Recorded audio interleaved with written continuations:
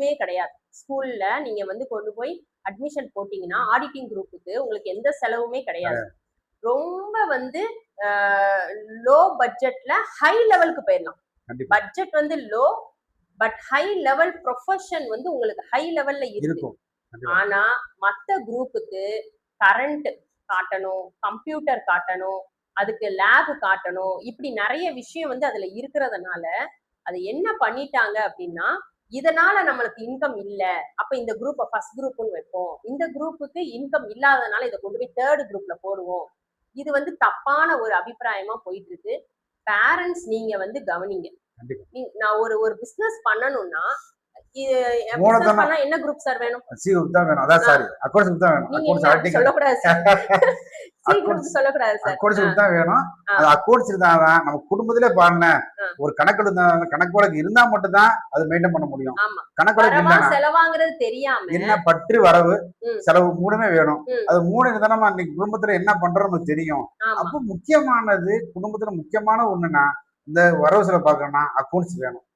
Maths மட்டும் படிச்சிட்டு குரூப்னு சொல்லுங்க சார். இனிமே சார்ட்டர்ட் குரூப் சொல்லலாம், ட்ரெஷரி குரூப்னு சொல்லலாம்.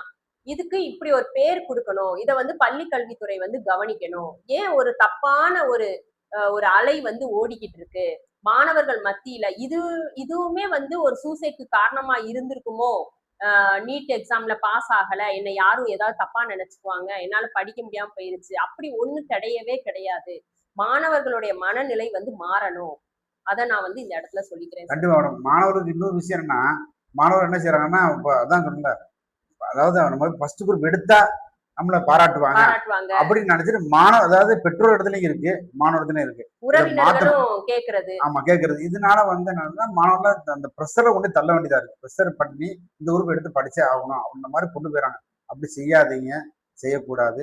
இன்னும் வருங்காலத்துல நம்ம டிவிக்கு அரசு இந்த மாதிரி உருவாக்கணும். நிறைய கல்வித்துறையில கல்வி இதுல வந்து மாற்றங்களை உருவாக்கணும். ஆமா, நீங்க ஏ குரூப் சி குரூப் சொல்லாம நீங்க அது மாதிரி மேடம் சொன்ன மாதிரி இந்த 3 பிரிவா கொண்டு வந்து இந்த 3 பிரிவுல எந்த கோர்ஸ் சேர்க்குறீங்க அப்படிங்கிறத நம்ம சொல்லணும். இந்த ஏ group first group second group third group பண்றதை தயவு செய்து நம்ம மாநில அரசு டிவிக்கு அரசு இது கண்டிப்பா எடுத்தாகணும். இது வைக்காதீங்க.